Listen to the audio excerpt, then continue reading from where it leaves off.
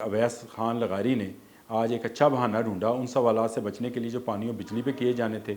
अवैस खान लगारी जब आए तो उन्होंने मास्क पहना हुआ था। पूछा कि आपने मास्क क्यों पहना, तो उन्होंने कहा जी मैं जो है मुझ पर कुछ सिम्टम्स थे कोरोना के, इसलिए मैंने जो है मास्क पहना और मैं अभी अपना टेस्ट करा के आया हूँ। लेट आने की वजह भी यही है। जिस पर उन्हें कहा गया कि आप डरा रहे हैं शायद। अली अमीन गंडापुर ने खामोशी तोड़ दी। वो जो 7 घंटे या 8 घंटे गुजार कर आए थे, जिसका किसी को कुछ पता नहीं है कि वो कहाँ गुजार कर आए थे। सिर्फ ये एक बयान आया था उनके भाई की तरफ से कि वो कुछ अहम मीटिंग्स कर रहे थे। एक बात उन्होंने ऐसी की जो वाकई में फेडरेशन पर हमला है और रियासत पाकिस्तान की रिट को चैलेंज किया है। उन्होंने कहा कि मैं दहशत गर्दी के हवाले से अफगानिस्तान से मुज़ाकरात करूँगा। ये कानून है कि कोई सूबा जो है किसी दूसरे मुल्क के साथ वफाक की इजाज़त के बगैर मुज़ाकरात नहीं कर सकता, लेकिन अली अमीन गंडापुर से कुछ भी जो है वो तवक्को की जा सकती है। ठा ठा ढुस ढुस ऐसी ऐसी खबरें आज लगी आके कि कभी मैं एक तरफ भागता था, कभी दूसरी तरफ की खबर है क्या, किसी से इन्फॉर्मेशन ले रहा हूँ, किसी से मैं पूछ रहा हूँ कि भाई ये वो खबर वाकई सही है। कहीं इमरान खान की बरीयत की दरख्वास्त जो है वो मुस्तरद हो गई, कहीं ये कहा जा रहा है कि 60 रुपये पेट्रोल सस्ता। अब आप ही बताएं। और फिर कहा गया कोरोना आ गया कौमी असम्बली के अंदर। फिर ऊपर से आज गंडापुर साहब भी बोल पड़े।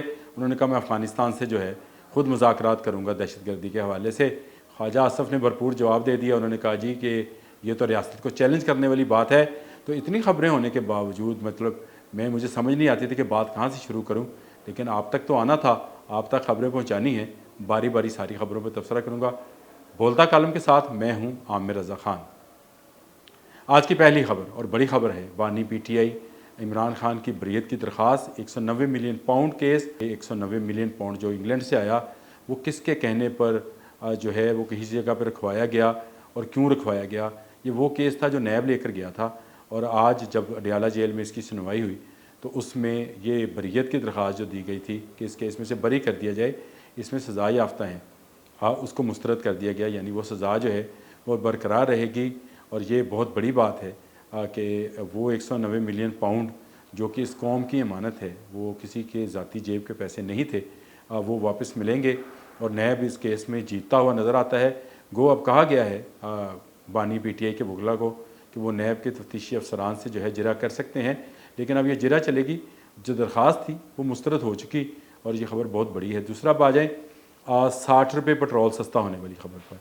तो 60 रुपये वाकई में सस्ता हो रहा है, ये कोई ऐसी बात नहीं है। आज कौमी असम्बली में मुसद्दिक मलिक जो कि वज़ीर हैं तेल के, और उन्होंने जो कहा उन्होंने कहा कि मई से लेकर अब तक जो है 47 रुपये 85 पैसे जो है पेट्रोल सस्ता हो चुका है। और आज की खबर है तकरीबन 12 रुपये पेट्रोल मज़ीद सस्ता होने जा रहा है। यानी अगर इसको देखा जाए तो 60 रुपये के करीब पेट्रोल जो है मई से लेकर अब तक सस्ता होगा। लेकिन आपको कोई ये बताएगा नहीं। इसलिए नहीं बताएगा कि हमारे यहाँ एक रुझान है कि जो नेगेटिव चीज़ है उसको लोग जल्दी पिक करते हैं।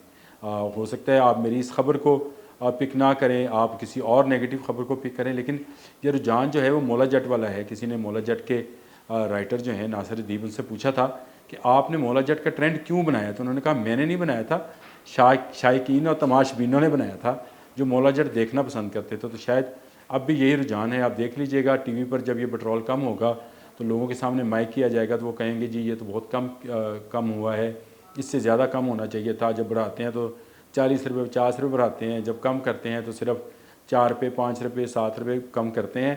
तो ये देख लें कि मई से अब तक जो है तकरीबन 60 रुपये पेट्रोल सस्ता हुआ। लेकिन ये कोई ख़बर जो है आप तक इस तरह से नहीं पहुँचाएगा। हमेशा नेगेटिव न्यूज़ जो है वो ज़्यादा बिकती है।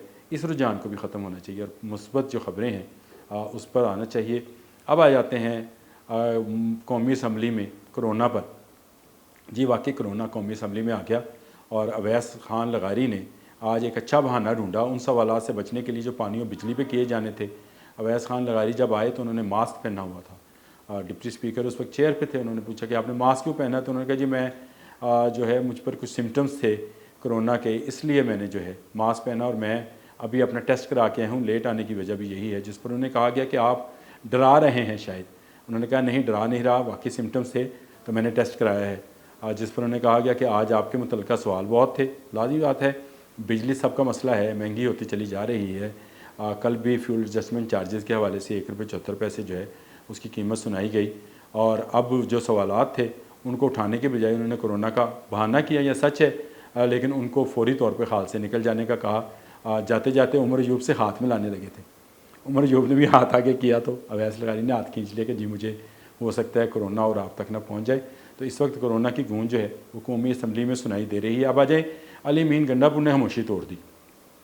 وہ جو 7 گھنٹے یا 8 گھنٹے گزار کر آئے تھے، جس کا کسی کو کچھ پتہ نہیں ہے کہ وہ کہاں گزار کر آئے تھے، خود ابھی تک انہوں نے بھی کوئی اس طرح کا بیان نہیں دیا کہ انہوں نے یہ 8 گھنٹے کہاں گزارے۔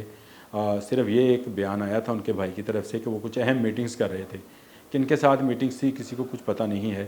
اب وہ خود غائب ہوئے تھے یا کہیں لے جائے گئے تھے، لیکن آج ان کا جو لب و لہجہ تھا وہ نرم تھا، اور انہوں نے آج یہ کہا بھی کہ میں اپنی آواز دھیمی کر لیتا ہوں، لیکن میرا موقف جو ہے میں اس پر ڈٹا ہوا ہوں، اور میں عمران خان کے ساتھ ہوں، بانی پی ٹی آئی کے ساتھ ہوں۔